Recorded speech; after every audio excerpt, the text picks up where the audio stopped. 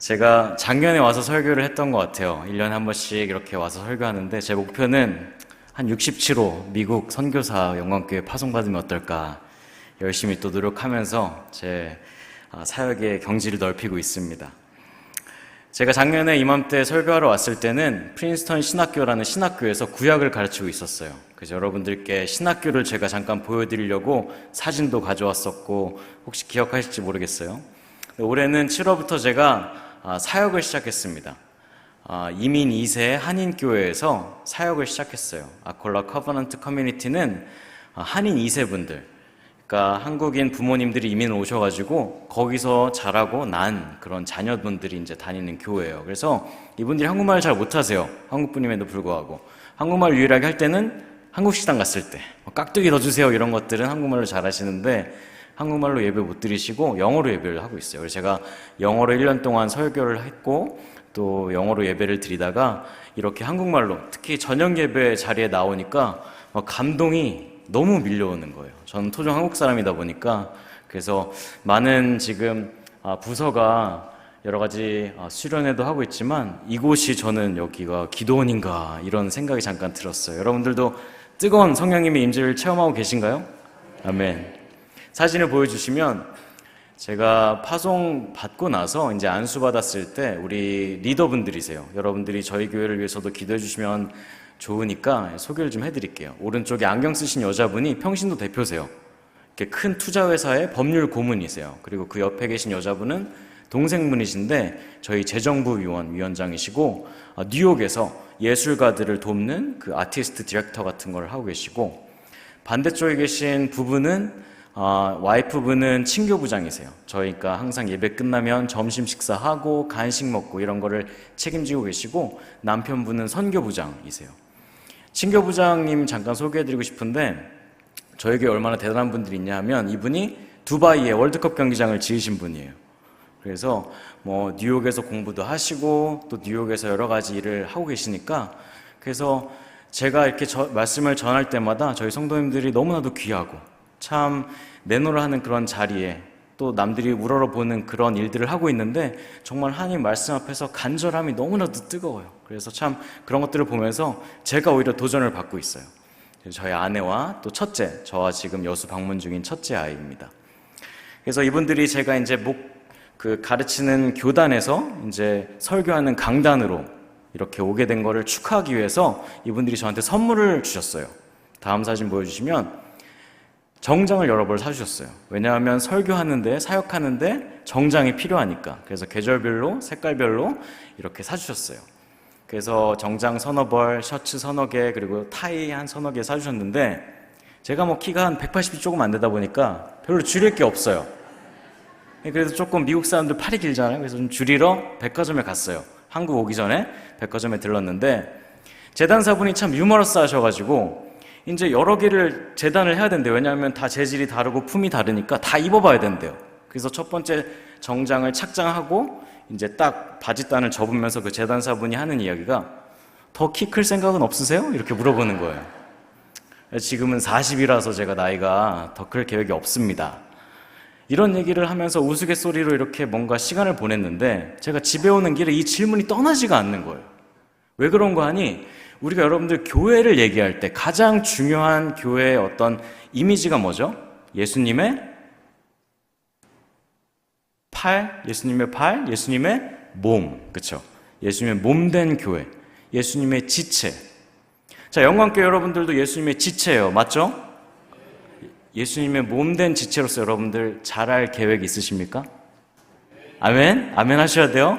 이때는 옷을 줄이시면 안 돼요. 여러분들이 커지셔야 돼요. 자라나셔야 돼요. 하나님은 교회에, 예수님의 몸된 교회에 옷을 준비해 주시는 분인 것 같아요. 그런 대화를 하고 나니까 왜 그렇게 생각했냐면 여러분들 옷을 입으면 그 옷에 합당한 일을 해요. 그렇죠? 소방관 분들은 불에 타지 않는 옷을 입어요. 그렇죠? 의사분들은 청결과 위생을 상징하는 흰색 가운을 입고 수술을 합니다. 목사님들은 셔츠를 입으시고 정장을 입으시고 설교를 하세요. 우리 여수 영광교회 하나님이 어떤 옷을 주셨어요? 아마 특별한 여수 영광교회만의 옷을 주셨을 거예요. 그렇죠? 교회마다 예수님의 몸된 지체인 교회마다 하나님께서 옷을 주셨을 거예요. 다 다른 옷이겠지만 제가 생각할 때 하나님이 주시는 옷에 공통점 한 가지가 있다고 봐요. 뭐냐면 지금 우리의 몸보다 조금 크다. 하나님이 근무태만으로 우리에게 큰 옷을 주신 게 아니에요. 하나님이 실수하셔서 그런 것도 아니고 요즘 한국의 유행이 뭐예요? 오버핏. 유행에 맞춰서 큰 옷을 주신 것도 아니에요. 하나님이 절대로 실수하신 게 아니라 왜 우리에게 큰 옷을 주셨느냐? 우리가 자라나고 성장할 것을 기대하시는 마음. 다음 사진을 보여주시면 제 둘째, 저희 딸인데 보시다시피 너무 큰 옷을 입고 있어요. 그렇죠? 자꾸 엄마 옷을 입으려고 해요. 근데 제가 요즘에 할머니, 할아버지들한테 아이들 옷을 선물을 많이 받거든요. 그럼 그 옷이 하나같이 다 커요. 아기가 분명히 자라날 것을 아시는 거예요. 그렇죠? 지금 딱 맞는 것을 사면 오래 못 입어요. 나중에 아기가 컸을 때 그 옷에 딱 맞게 딱 아이가 자랐을 때 얼마나 예쁠까, 이런 마음을 상상하면서 큰 옷을 사주시는 거예요. 그러니까 하나님이 여수 영광교회에 큰 옷을 주셨다. 그럼 하나님이 여수 영광교회가 자라나서 예수님의 몸된 지체로서 자라나서 키가 자라고 육신이 자라서 그 옷이 딱 맞았을 때 하나님이 얼마나 기쁘시겠어요. 그래서 하나님이 부모의 마음으로 여수 영광교회에 큰 옷을 주시는 것 같아요. 아멘이시죠? 오늘 본문을 다시 한번 읽어볼게요. 이 본문은 예수님의 마음이에요. 예수님의 부모와 같은 마음이에요. 우리 개개인이 자라났으면, 예수님 몸된 지체가 자라나듯이 우리 역시 자라나서 풍성한 생명을 누렸으면 하는 마음에서 예수님이 하신 말씀이에요. 같이 한번 읽어볼게요. 시작.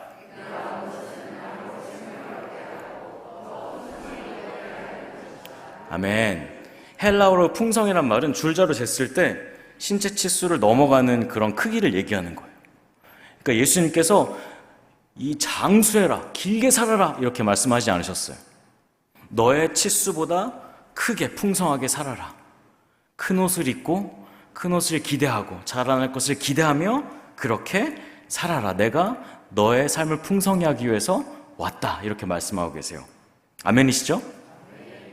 그래서 우린 질문을 바꿔야 돼요. 여러분들 교회에 주신 옷이 커 보인다, 좀 부담스럽다, 우리 교회 비전이 우리 교회에 안 맞는 것 같다, 이렇게 생각하시면 안 돼요. 그 옷이 크게 느껴지신다면 내가 어떻게 자라나야 할지, 그 옷에 맞게 내가 어떻게 성장해야 할지, 그 옷에 맞게 내가 어떻게 풍성한 삶을 누릴 수 있을지, 그런 것들을 기대하면서 그렇게 살아가셔야 돼요. 아멘? 여기 잘 나와 있잖아요. 지금 여수 영광교회에게 주신 하나님의 옷이 뭐예요? 비전 2030. 5가지 주제를 놓고 교회가 큰 옷을 걸치고 있어요. 우리는 그 옷에 맞게 성장해야 하는 거예요. 목사님의 말씀을 듣고 목사님의 비전을 따라서 내가 어떻게 거기에 맞춰가지고 우리 교회의 일원으로서 예수님의 몸된 지체를 성장시킬 수 있을까? 이런 태도가 오늘 풍성한 삶을 영위하고자 하는 여러분의 자세라는 거예요. 그래서 제가 여러분들에게 어떻게 그러면 우리가 자라나야 할지, 어떻게 풍성한 생명을 누릴 수 있을지 그 해답을 드리려고 합니다. 요한복음 10장을 읽었어요. 10장부터 15장까지는 예수님이 설교하신 내용이에요. 특히나 돌아가시기 전까지 중요한 얘기들만 모아서 하셨어요. 그래서 10장 뒤로 몇 장 정도 가면 예수님이 우리 눈높이에 맞춰서 풍성한 생명을 어떻게 누릴 수 있는지 말씀해 주세요. 15장 1절을 같이 한번 읽어볼게요. 많이들 아시는 그런 본문인데 시작. 예수님의 몸된 지체가 교회라고 했잖아요. 그렇죠? 예수님이 뭐라고 하세요? 나는 포도나무. 우리 교회 역시 포도나무 줄기와 가지로 많이 표현을 하잖아요. 그렇죠? 이 포도나무가 자랄 것을 생각하면서 그 성장을 기대하는 마음으로 가꾸시는 분은 누구예요? 아버지이신 하나님. 하나님이 큰 옷을 이미 그리고 계신 거예요. 포도나무가 자랄 거를 상상하고 계신 거예요. 농부로서 이 포도나무, 예수님의 몸된 지체를 키우고 계세요. 근데 이 농부이신 하나님께서 포도나무가 자랄 것을 기대하시면서 부모의 마음으로 자랄 것을 기대하시면서 하는 가장 중요한 행위가 하나 있어요. 근데 그 행위는 땅을 막 으깨가지고 옥토를 만드는 것도 아니고요. 씨를 말려가지고 공간을 띄워가지고 잘 자랄 수 있도록 뿌리낼 수 있도록 거리를 중요하게 띄워두는 것도 아니고요. 물을 언제 얼만큼 줘야 되는지도 아니고요. 거름을 언제 줘야 되는지도 아니고요. 병충해 예방은 어떻게 해야 되는지도 아니에요. 이런 생각을 가지고 2절 한번 같이 읽어볼게요. 시작. 물은 내게 복이 있어 지하는 자는 아버지께서 그것을 제거해버리시고.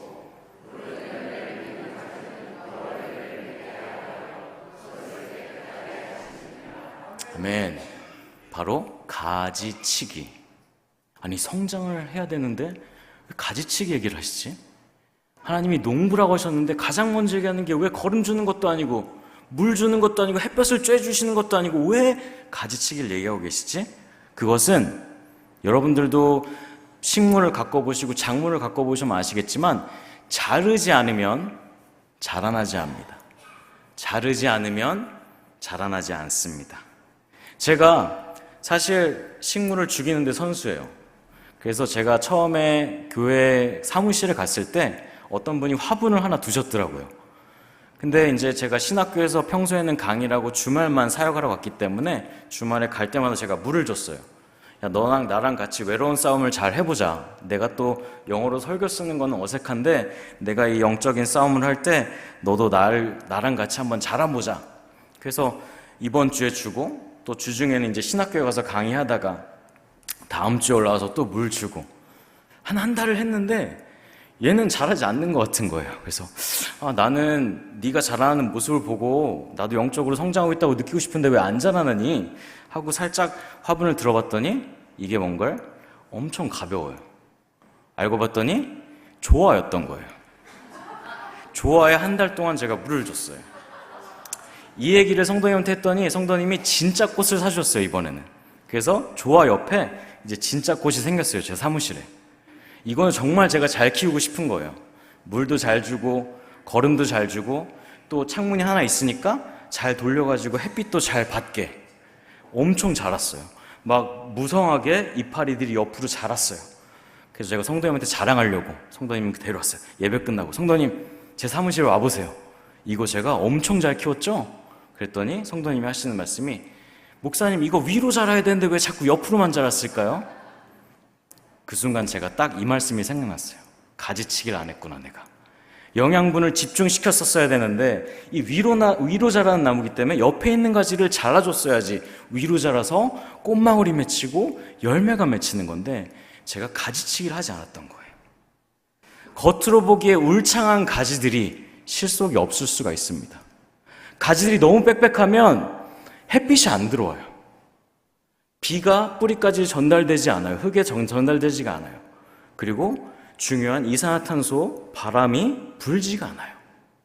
그래서 가지치기를 했을 때 그 틈 사이로 따뜻한 햇빛이 들어오고 빗물이 들어오고 또 공기가 전환되면서 이산화탄소가 입속으로 흡수가 되는 거예요. 여러분의 삶도 마찬가지예요.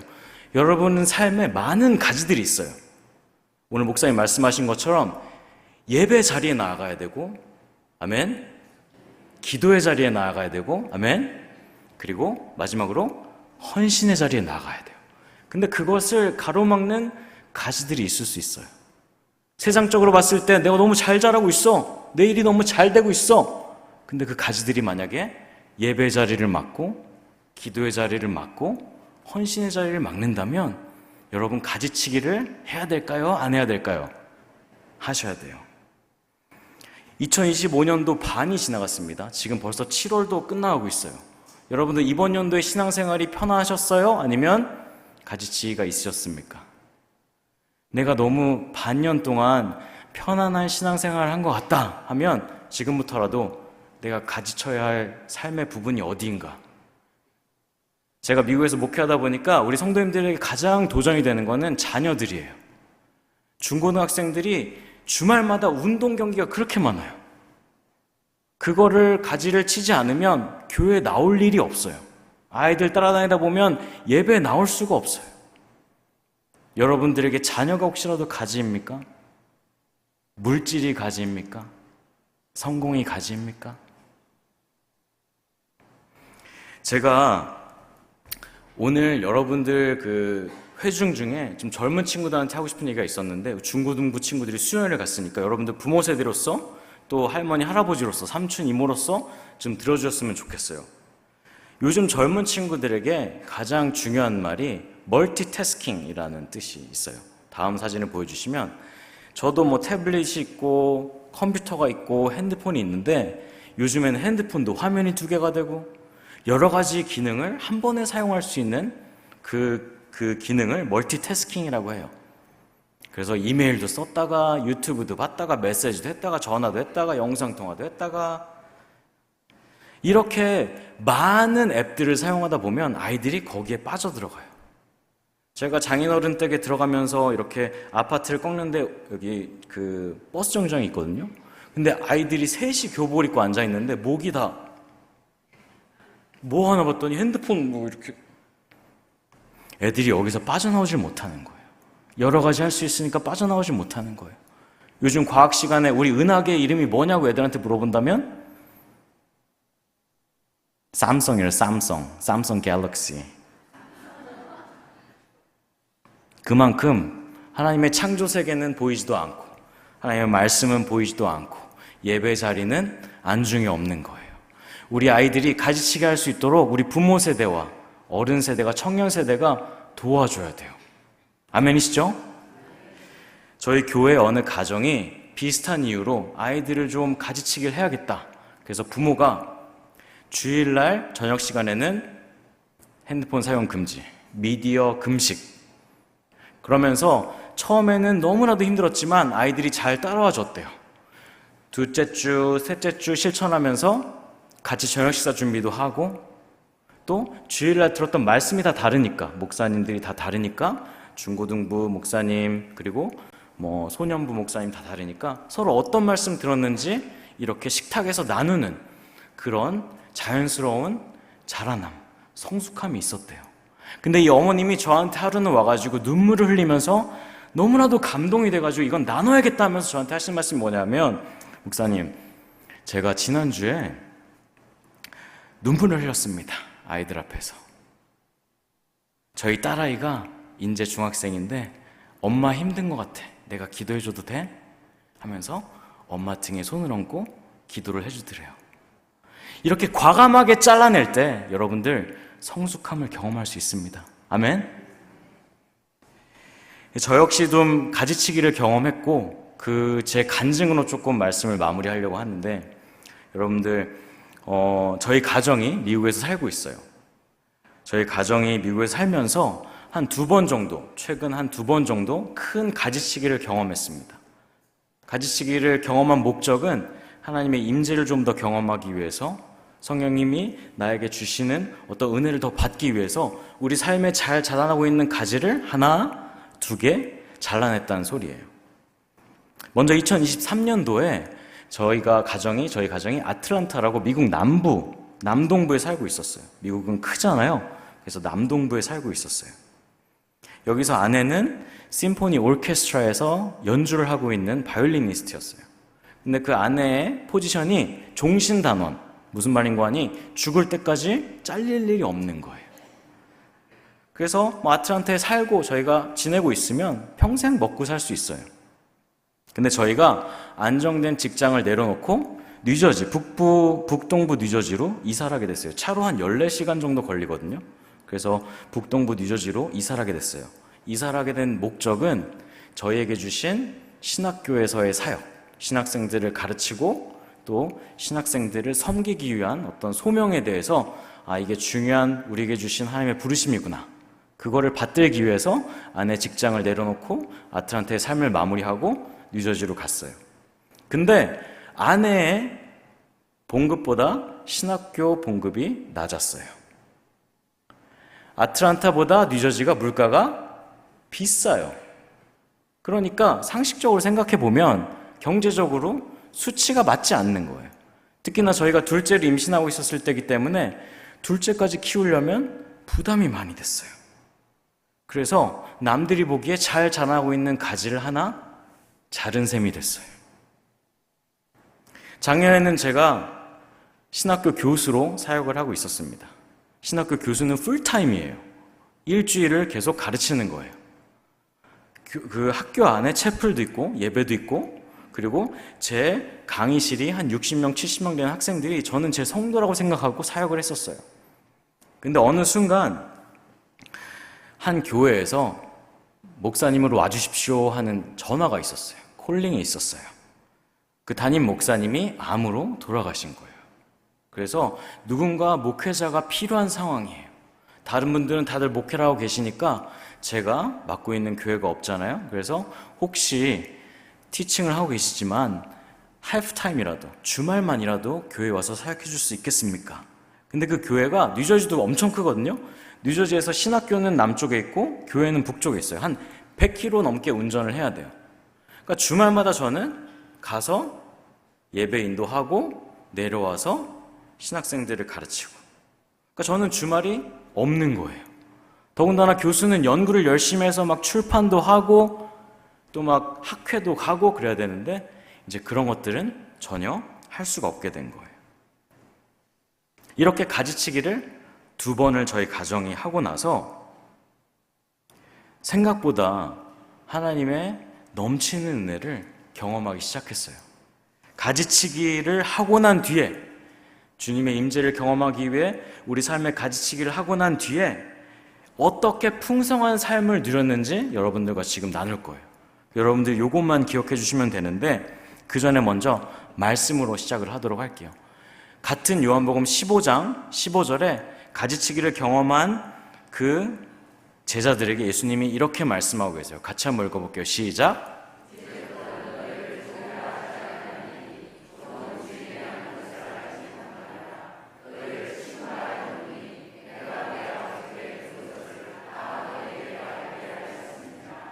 아멘. 우리가 하나님의 인도하심을 신뢰하면서 가지치기를 했을 때, 순종의 가지치기를 했을 때, 그 순종하는 삶을 살아갈 때 예수님 우리를 누구라고 부르세요? 친구. 여러분들 찐친 있으세요? 진짜 찐한 친구? 친구는 명령하지 않아요. 그렇죠? 멀리서 이렇게 저렇게 해라 하지 않아요. 우리가 아프고 힘들면 어떻게 해요? 달려와요. 전화를 해주고요. 최근에 누가 복권이 300억 원이 당첨이 됐는데 친구랑 반을 나눴대요. 외국에서. 다들 300억 있으신가 봐. 놀라지도 않으시네. 그러면서 그 친구가 했던 말이 이걸 나눌 수 있는 친구가 있는 게 난 감사하다 그랬대요. 친구가 그만큼 중요한 거예요. 그렇죠?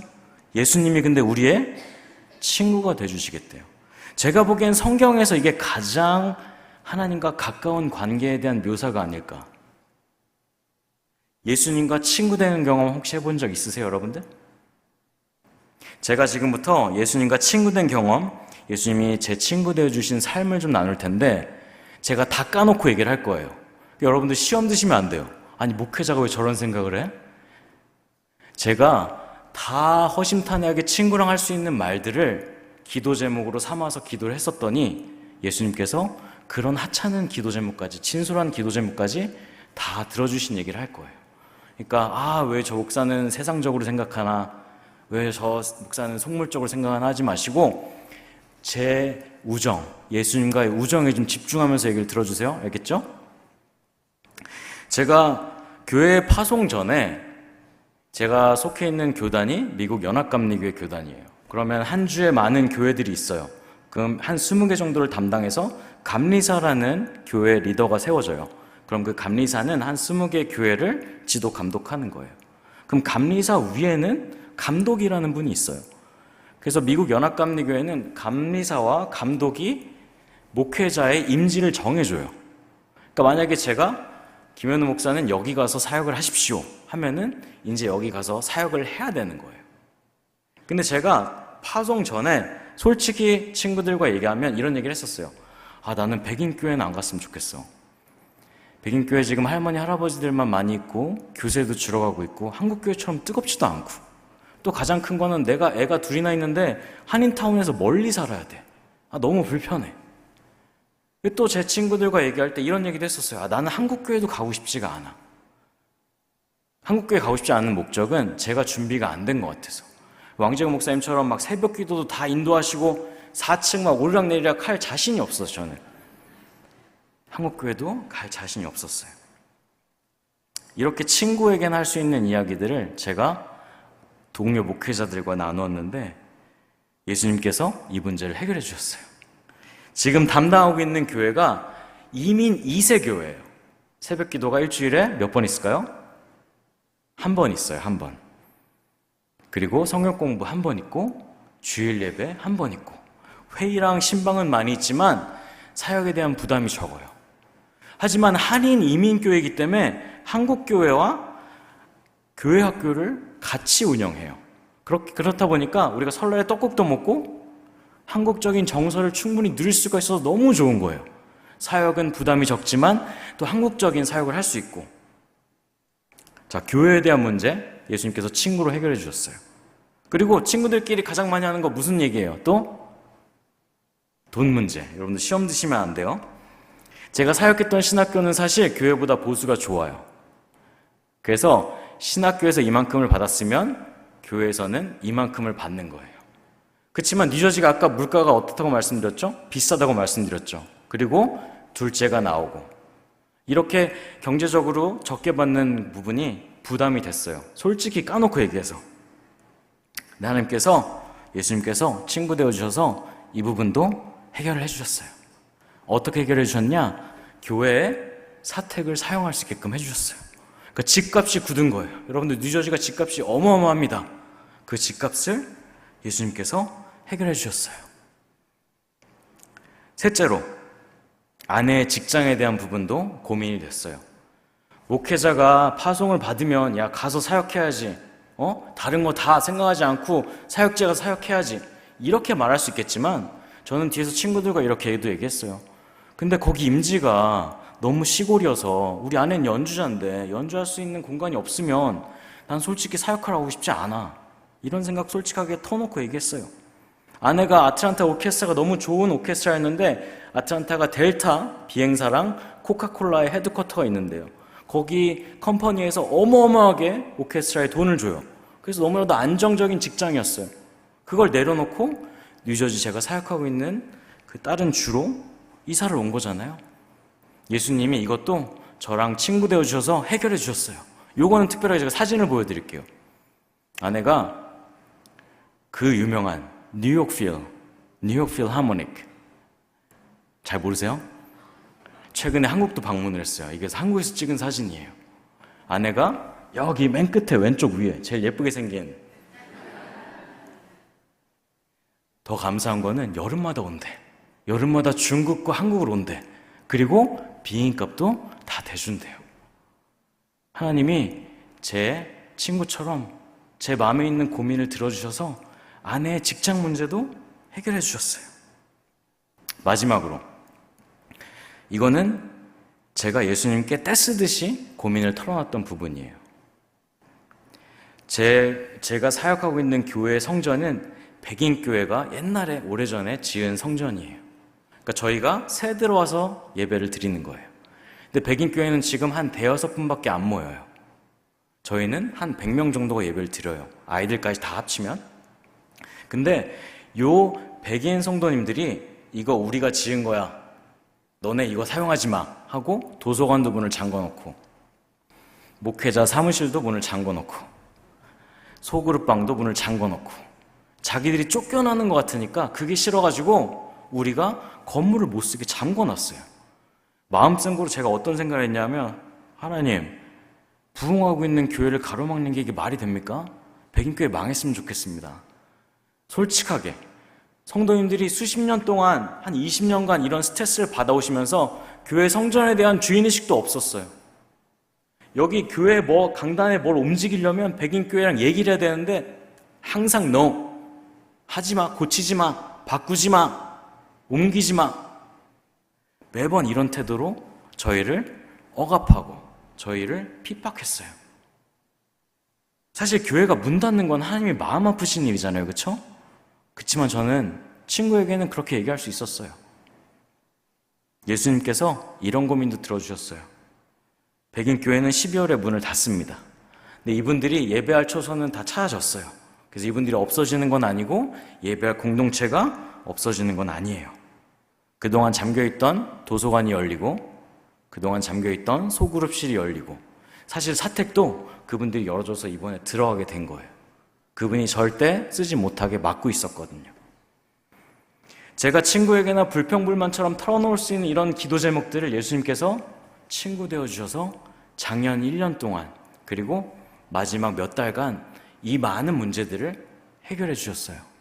저는 제가 잘났다고 생각하지 않고 저희 가정이 하나님이 인도하시는 대로 그 인도하시는 길이 가지치기를 해야지만 지나갈 수 있는 길임에도 불구하고 어떻게든 지나왔더니 예수님이 친구 되어주셔서 사역의 문제뿐만 아니라 내 삶과 내 가정과 내 자식에 대한 이런 문제들도 철저하게 해결해 주시는 걸 보니까 저는 이 말씀이 살아있는 약속으로 저에게 다가올 수밖에 없었어요. 오늘 성령의 재단사이신 하나님께서 여러분들에게 묻습니다. 여러분들 자라날 계획이 있으십니까? 아멘. 큰 옷을 주세요, 저희에게. 그리고 그 큰 옷을 입기 위해서 우리는 또 한 번 생각해 봐야 돼요. 내가 가지치기 해야 될 부분은 무엇인가?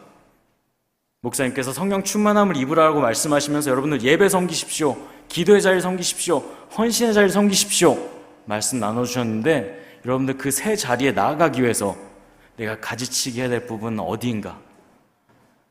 같이 한번 요 다음 슬라이드를 같이 한번 크게 읽어보고 기도를 하면 좋을 것 같아요. 여러분들 같이 한번 크게 읽어볼게요. 시작. 잘라내야 비로소 자랍니다.